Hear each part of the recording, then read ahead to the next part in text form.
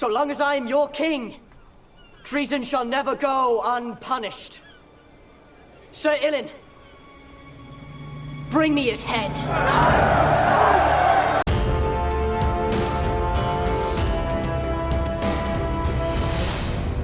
One thing that most TV viewers and book readers agree on is that the early seasons of Game of Thrones were excellent. The first 4 seasons were high quality in every regard.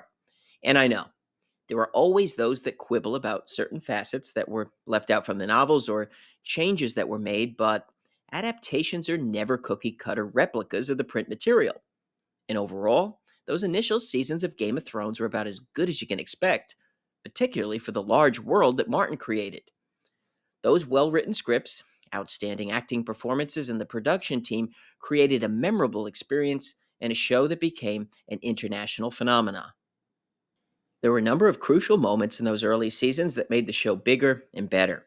The Battle of Blackwater, the Red Wedding, Joffrey's demise, and Tyrion's trial for his nephew's murder. And of course, the glue that held the series together was well-defined characters and the intricate connectivity between them. The show made it all look easy, but it's not a simple thing to accomplish, which is part of what made the decline of the series all that more difficult. Nevertheless, despite all the factors that went into making the show great, there's one scene that stands out to me that contributed the most to the series becoming as large and successful as it was, and ironically, within it were the seeds for its ultimate unraveling, and that's the execution of Ned Stark. Now, why was this such a standout scene that not only helped draw more interest to Game of Thrones, but also differentiated it from most series? Well, for much of Season 1, Ned Stark is presented as the protagonist of the show. He has all the characteristics, too, of your typical lead. He lives by a high moral code, loves and supports his family, and is generally looking to do the right thing. He's pitted against the Lannisters, who become the villains in the premiere, and with the stakes high, the odds are stacked up against Ned. In most stories, the hero finds a way out. In The Last Kingdom, Uhtred faced situations that were even more precarious than Ned, but he always managed to escape each challenge. Ned is presented in a similar way, and non-book readers are led to believe that this is largely a story that is going to be told around Ned until it's not. And while the build-up to his execution all adds up, actually having it happen is a shock to the system, to the audience, and the nearly flawless way it's filmed adds to the impact of the moment. So not only is it different than most series because it kills off someone believed to be the main character, but it also tells the audience this is not a safe show. Anything can happen within reason. If characters make mistakes, or outwitted, outnumbered, or oblivious to the dangers around them, they'll pay for it. So people will watch each subsequent season with more tension and will look for the clues placed and the errors made by characters that can come back to be their undoing. For non-book readers, this moment, with Cersei contemplating ending it all, is nail-biting until Tywin comes through the door because Ned's death makes it all possible. In fact, no one feels safe during the Battle of Blackwater, including Tyrion. The death of Ned Stark is the initial catalyst for the great twists and turns of the first 4 seasons. And it's a risky thing, too. If you kill off the Season 1 hero, there's a chance that the audience might turn away. But the character development was so great that you're now invested in watching and waiting for the Starks to get revenge on the Lannisters for Ned's death. So this is the moment more than any other that I think made the show. In the seasons that passed, as word of mouth brought more viewers to watch Game of Thrones and they gave the show a shot for the first season, it's this moment that draws them in and lives up to all the hype surrounding the series and makes viewers want to take a deep dive.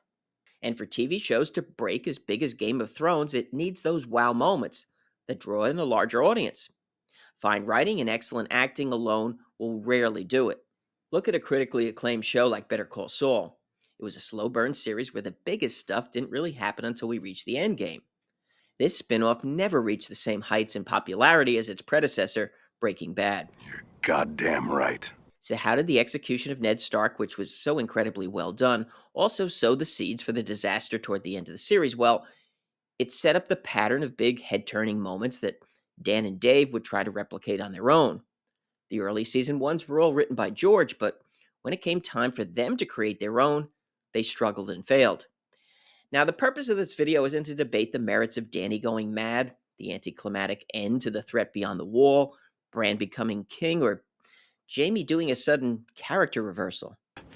than for every one of the million people in that city, innocent or otherwise. To be honest, I never really cared much for them, innocent or otherwise. The only one of those that has been verified as part of Martin's reveal to Benioff and Weiss is Bran becoming king.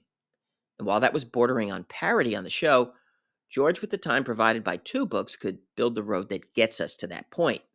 Dan and Dave didn't even make a crude path to it, or any of the twists in the final season.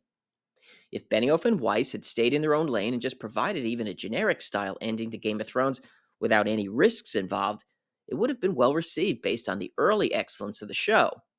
Instead, they felt they had to come full circle to what made Game of Thrones so popular, gut-wrenching twists like Ned's execution. And this was just something they weren't either suited for or weren't willing to do the work to get there. If you enjoyed this one, make sure to hit the like button. If you're interested in more on House of the Dragon and A Song of Ice and Fire, listen to Caraxes and subscribe.